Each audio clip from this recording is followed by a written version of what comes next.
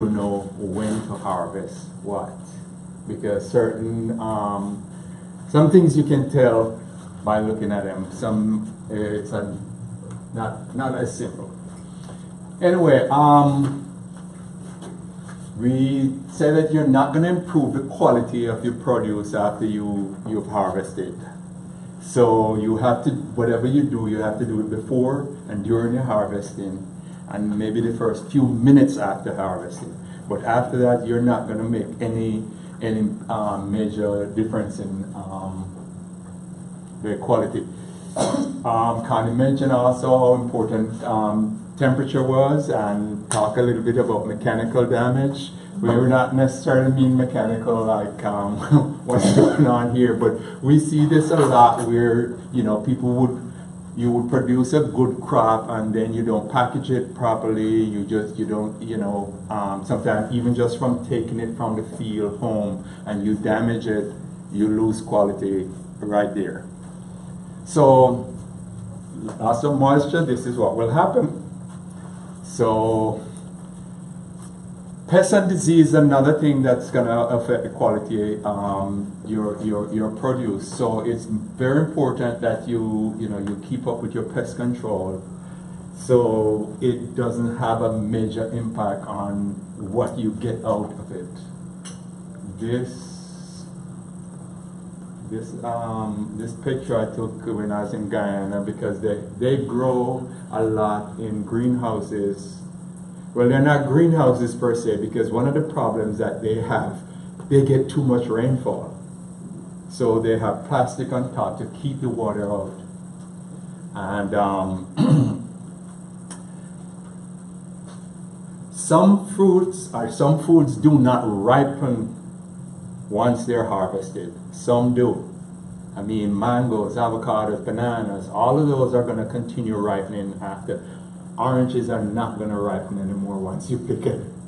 So it's very important that you harvest at the right time.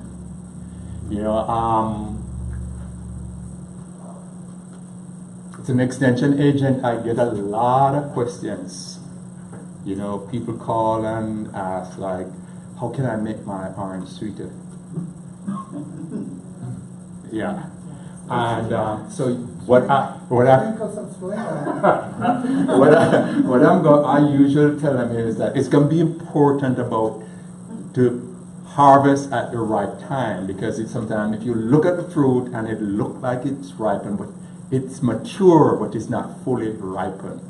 And that's the only way you're going to make it any sweeter, is make sure you leave it so that it ripens all the way.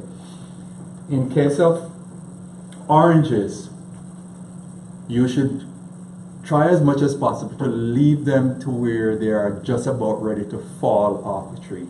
That's when you get fully mature. If you go to pick them and they're resisting picking, they're not fully mature. They could stay much longer, and they will ripen some more. The oranges? Huh? Oranges? Yeah. So, let's suppose if they are not ready and we have a freeze warning. If they're not ready and there's a freeze coming, roll the dice and say, what will happen? Because yes, if it's a hard freeze, it will damage the fruit. Yeah. But then if you harvest them before they're mature, you cannot get them sweetened anymore. They're done. So, that's the hard choice you're going to have to make. When you're harvesting leafy vegetable, one of the best things you could do is to water the day before. It's best to harvest leafy vegetable after they have picked up a lot of moisture, because that way they remain much more turgid. But it is the complete opposite for fruit and vegetable. You want those to be dry when you're harvesting them. You don't want to be in a wet field. So for leafy vegetable, water them before you harvest. You will get better quality. That's right. Makes sense. Again, this is kind of common sense. If you know you're going to get a lot of rain, it might not be the best time to do it. We mentioned that before. Don't overpack your containers because you might damage them, and try and get, before you put them in storage. Some things can be some vegetables can be very, very delicate, that even just picking them with your hand, you can actually bruise them. There are certain fruits also that you could pick them and you could break them. Like even persimmons. When persimmons are fully ripened, it's very easy to bruise and break them during harvesting. So have to be very careful. Picking tomatoes right when they have their first blush is probably your best option, because tomatoes is one of those fruit that can continue to ripen after they're harvested. Yeah. Question. I bought some tomato plants. If the stem is damaged, the plant is dead? Not necessarily. Tomato is one of those plants that if you damage the growing tip, it will send out new shoot and will continue growing. So I need to cut that part. So off? you could, or you could just leave it. It will send new branches out and it will continue. Oh, okay. Because even like folks who plant early this year and that frost that we had, if they get that damage, they would still, the tomatoes will do it. But there are other crops that will not happen. Once you get that damage, then it's over. So tomatoes, you buy a lot of tomatoes that says vine ripe tomatoes and pay a premium for vine ripe tomatoes. Mm-hmm. Sometimes it's not vine ripe. They pick the tomatoes. A lot of times they harvest the tomato, they pick the whole, they cut this stem here with the entire cluster. Yeah. So technically it's still on that vine. And and then they ripen it. so it's not, I'm not saying that some are not vine ripened, but a lot of those that you're buying saying that is vine ripe tomato is not, it's not ripened, because it doesn't make, tomatoes will crack. If you leave them on the plant for too long and there is any kind of up and down in your watering, you can have the fruit start cracking. So, I mean, most growers are not going to risk keeping the tomatoes out on the plant for too long. It's better to take them off. And most of the tomatoes that you buy, they pick them right here at that stage. And then they would take them and they would put ethylene gas on them. And they ripen and have that nice red color. And that's it. But ethylene gas is not a bad thing because plants naturally produce it. But it's just that they are doing it on a commercial basis and they're speeding things up. That's all. Now sometimes you can get a bag. Yes. So like put gas, yeah, like it looks green or Mm. something. Yeah. Put a bag, get a bag, if you want to ripen tomatoes quickly, get a bag with an apple or a banana, a paper bag, and put it in there because they give off, those things give off a lot of ethylene gas. The And this is, apple and the banana do? yes, So you're yes. saying put the banana and the apple in the bag? In the bag with the tomato and it will ripen much faster. I had a box of green tomatoes and I put 3 bananas in the middle. Within 3 days, all tomatoes. Yes, they will ripen a lot faster that way. And this is why you should not put fruits that are ripening with things that are green. So you don't put your lettuce with your tomatoes. And if you notice, when you go into the supermarket, they don't put them together because the gas from there will go over and cause those lettuce to start turning. So anyway,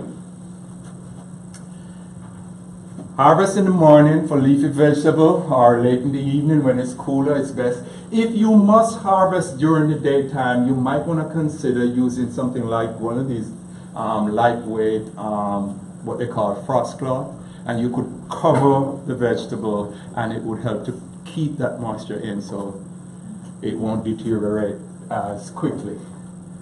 Washing quickly will cool them down and will definitely help to preserve the quality. So get them cool quickly. And as was mentioned earlier, it would also help to reduce the foodborne pathogen that would be on there. So washing definitely helps. It's also important to wash your hands before you harvest. I went on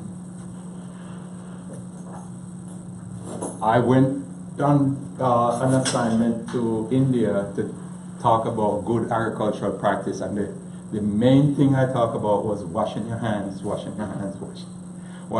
before you harvest. You remember a few years ago when there was an outbreak, I think it was salmonella, and they thought it was found in some salsa, and they figured it came from the tomato, and they locked down all the tomato farm in Florida. You go to Burger King, you couldn't get tomato on your hamburger because there were no tomatoes. They stopped. And the Florida farmers lost billions, not millions, billions of dollars because of that shutdown. And only to find out it wasn't the tomato, it was the peppers.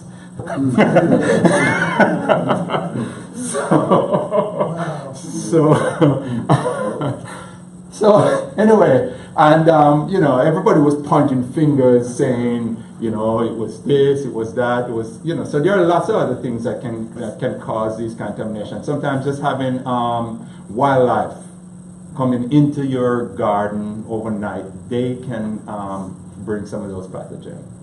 So it might not necessarily be because of dirty hands.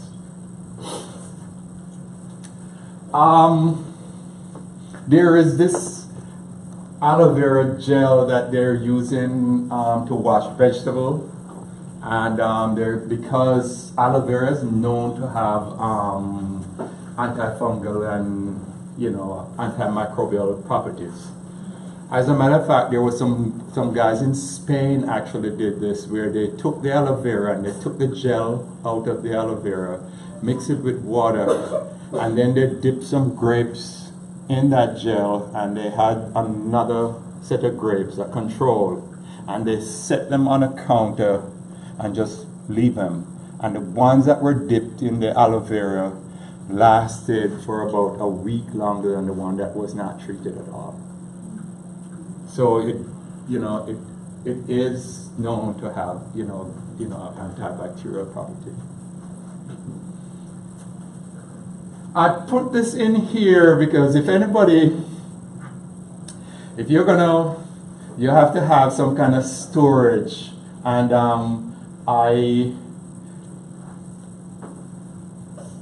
there's this product called a CoolBot, where if you want to make your own homemade cold storage unit, you just have a room that is sealed, make sure everything is sealed. You can take a regular air conditioned unit. Most air conditioned unit will only go down to about 60 degrees. They're not going to go there. Well, you can attach this little gadget to it, and you can get them to go much lower than that, and you can have a regular cold room just using an air conditioned unit. So there are people who swear by this, so they make their own cold storage unit, and it costs about $299 for that unit. So it's not that expensive. You don't have to go out and buy fancy cold storage. And then of course, this was just some of the type of air conditioned units that you can use based on the size of the storage area that you have.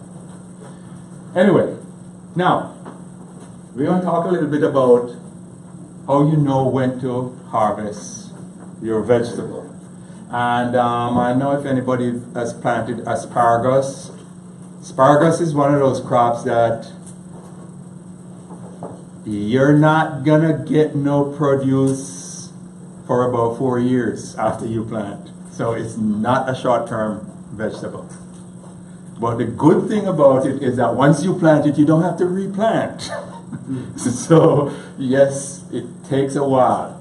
So you harvest your asparagus when they're about 6 inches, 6 to 8 inches tall. Because if you wait any longer, they're going to get too hard.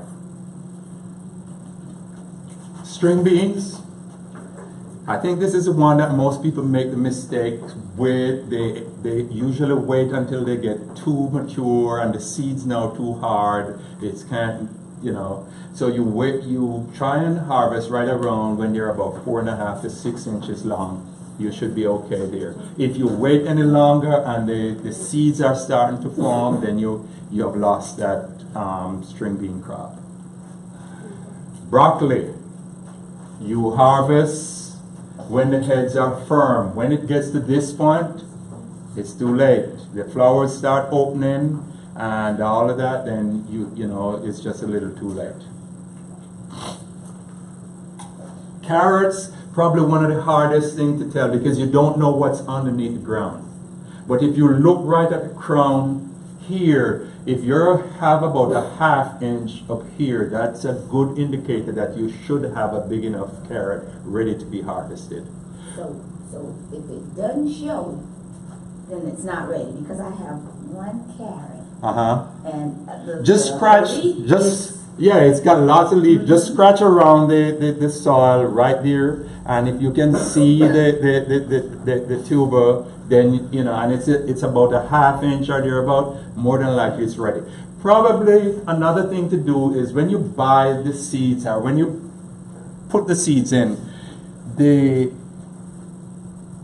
on the back of your seed it will tell you how many days to harvest. So at least use that as an indicator. So if they say 100 days, try and use that, and that should tell you when you can at least begin harvesting. But if you have to scratch, look. For corn, whenever the silk on the corn turns brown, whenever this turns brown, that's your indicator that it's time for the corn to be harvested.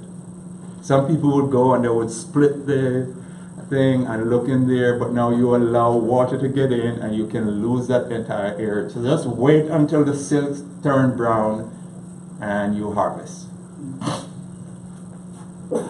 Cucumber is another one that sometimes get misread.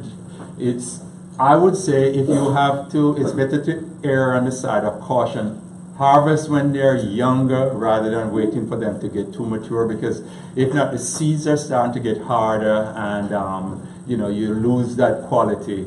So harvest when they're much tender. So when they're about 6 to 8 inches for certain varieties. There are some varieties that are real big, so they could go 18 inches, 8 inches long. Again, look on the packet and see how long they say to harvest. Eggplants, of all the ones that are out there, it's probably one of the hardest ones to figure out when to harvest, because most of these eggplants, like these purple eggplants, they're going to look purple all throughout. But you will notice that when the plant's young and tender, it's a lot shinier. And as soon as it's getting older, it starts losing that sheen. And if you cut that eggplant open, it starts get corky inside. You have lost all that quality. Again, this is one of those err on the side of caution. It's better to harvest when they're younger than trying to wait and getting something that's too hard. Lettuce, now that's easy because as some people do what they call a cut and come again, where they don't harvest the entire plant. They just take off the mature leaves and they leave that, and it comes back again and they harvest a little bit more, or they harvest a little more. There are certain types of lettuce that, I see this guy, what he does, he would use like a pair of scissors and he would just go through and he would just trim. But he don't trim low to the ground, he trim above, a little bit above, so you don't cut off that main growing tip. You just cut off the mature leaves.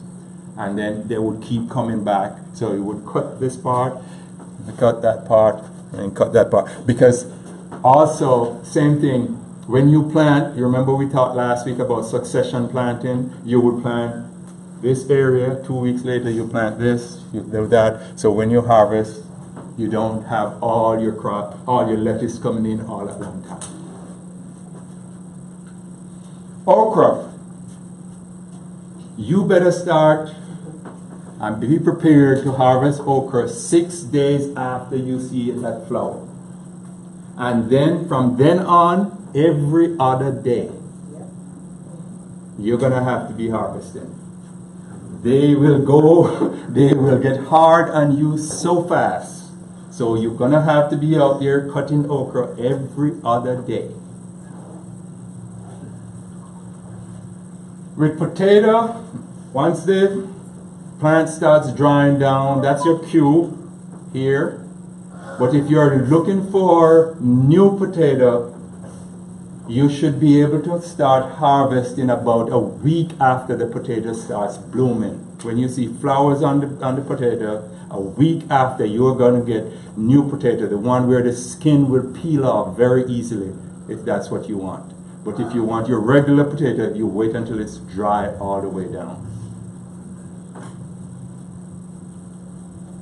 Squash, again, they can go bad quickly, sometimes within a matter of days. So harvest when the skin is very, soft and easily bruised. That's a good cue. With peppers, you can leave peppers on the plant for a long time. As a matter of fact, if you have too much peppers coming in that you can't use all at one time, you would be better served leaving them on the plant than picking them and bringing them inside, trying to keep them. They will keep much longer on the plant. And they will continue to ripen when they're on the plant. So when they fall down in the pot, because I had some Scotch bonnet peppers, and I got a lot of them, and I left some on, and they would just fall, just let them just fall in the pot. I mean, if they start falling off the plant, then no.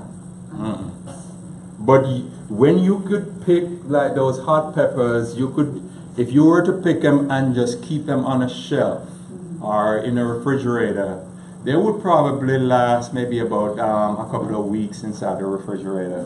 But that same fruit could last maybe about the same time sitting out there on the plant. Even though it's ripened, it would still stay much longer. With Swiss chard, just wait for the size that you want, and then you go from it. Probably this is one of the most difficult ones. And I go to the supermarket and I see people doing this. Some people shaking them, some people turning them up, some people smelling them, all kinds of stuff to figure out whether or not it's right. Now here's what you do. Right here, where the fruit attaches to the vine, where that stem attaches right there, there's usually a leaf right there. Anytime that leaf starts to turn brown, that's your cue. That fruit is ready to be harvested. It don't matter what it looks like, it's ready to go. That is your cue. Next time you look at a watermelon or a cantaloupe, same thing. Right where the stem attaches to the vine, there's a leaf right there, and when that leaf's starting to ripen, that fruit is ready to be harvested. And over here, you see these things? They're actually watermelon. They're square, yes, but what they did actually was when the fruit was young, they put them in a container, in a square container. So they turn out to be square, and they found that they sit on the table much better because they have a square base. And of course, they make good, interesting subject to talk about. Zucchini, again, it's just a squash with a green skin, basically. That's all it is. So whatever information I gave you about squash, pretty much the same thing for zucchini, and they can over-ripen real fast, so it's best that you do as soon as the flower starts falling off. That's always a good cue that it's almost time to harvest. And I put this up here. I don't know how many of you have seen this, but if you look in some of those seed catalogs and some places on the internet, some people are, y'all know that the tomato and the potato is in the same family. Okay? So, some genius thinks that why not graft a tomato onto a potato, so now we would have potato underground and tomato above the ground. And it sounds logical, right? Very logical. They're in the same family. You should be able to do that. And there are actually people marketing these, selling these. You can, I see it in the catalog where you can buy it. So now they're called ketchup and fries. So the only question I have to ask was, because my master gardeners gave me this picture and was trying to convince me that it's true. I tell them it's Photoshop, because I don't believe this. Because here's the problem I have with this. Potato is a cool season crop.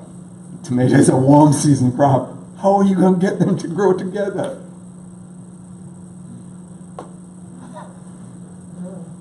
So, So you're saying that the tomatoes we planted with the weed, they're not gonna grow because it's getting hot. Tomatoes are warm. it's a warm season crop. Tomato is okay. No, But the- potato. But this is why I was telling you that potatoes should have been planted from February. Most people have potatoes that are that tall already. So if you're planting now, you're late. They'll grow, but They'll grow, but they might not produce.